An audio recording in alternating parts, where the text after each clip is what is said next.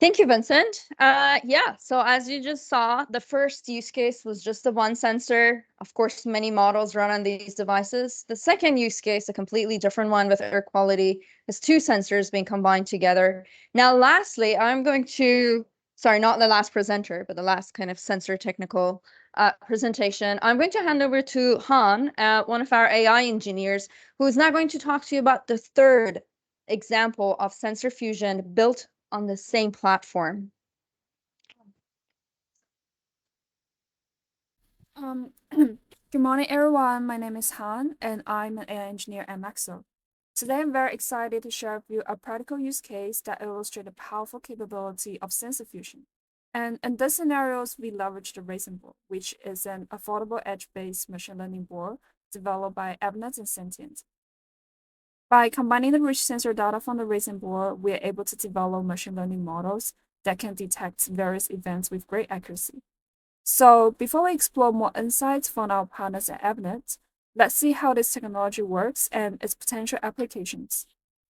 So the RASynBoard is equipped with two key sensors, an IMU motion sensor and a digital microphone, which is an audio sensor.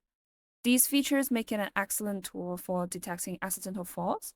So today I'll be presenting our work on fault detection, a critical applications in various domains such as elderly care and workplace safety. And what exactly is a fall?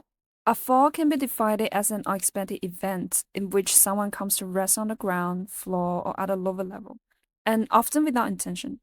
It is a common health risk faced by various populations, including elderly people, individuals with disabilities, and professionals such as firefighters.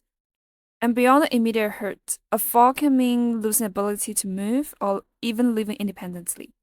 And that's why figuring out a way to catch these falls before they lead to bigger problems is very important.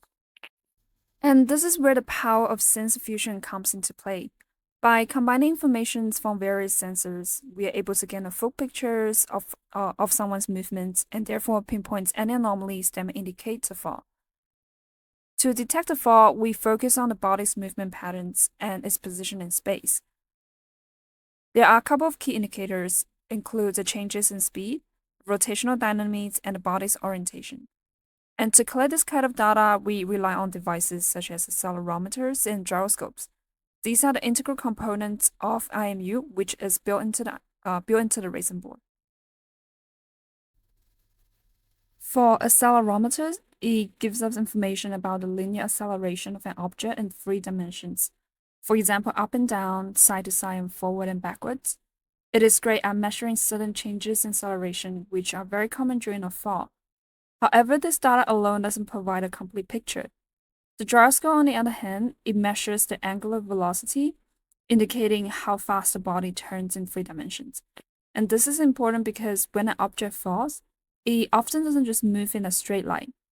So if a person tumbles or spins while falling, the gyroscope can pick up on that easily. And now let's explore how we can use the data from the accelerometer and gyroscope to distinguish between different types of movements. In this particular case, I have gathered data for 4 distinct motion categories: falling, shaking, moving in a circle, and moving in a snake-like pattern. When we collect data from the accelerometer and gyroscope, we are dealing with high-dimensional data, which means there are numerous features and variables to consider. And to make this easier to understand and visualize, we can apply techniques that can reduce the data's dimensionality. And one popular technique for this purpose is called UMAP, which is short for Uniform Manifold Approximation and Projection.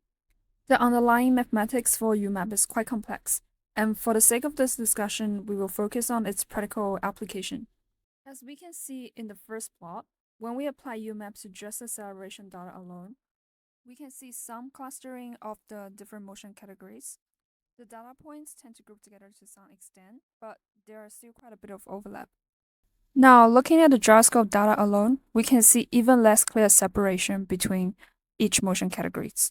And this suggests that relying on each type of sensor data alone may not be sufficient for our machine learning model to accurately classify these diverse types of motions.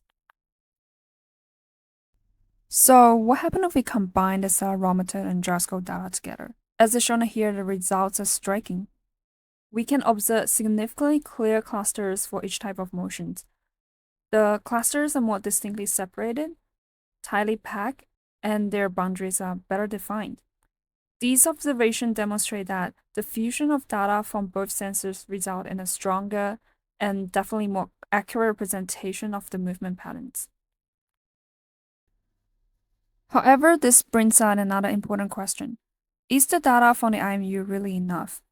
While it is essential for fall detection, the real challenge lies in whether this alone allows our model to differentiate between a genuine fall and other similar activities, such as lying down on a bed or sitting down swiftly. For instance, when someone falls onto a bed quickly, the repeat changes in acceleration and orientation might closely resemble those of a fall. So, how can our model distinguish between these scenarios? In this video clip, I have attached a RASynBoard to a small figurine. The board is loaded with a model trained on IMU data, as I previously showed you. As we can see in this video, the model successfully detects the first two instances, which I call it unsafe fall because I just pushed the object directly to the ground. And we can also see that the model ignores any background movements or noises that are not false. However, when I push the figure onto a soft buffer material, mimicking bed or sofa in real life, the model now incorrectly identifies it as a fall. And this highlights the challenge of relying solely on the IMU data for fall detection.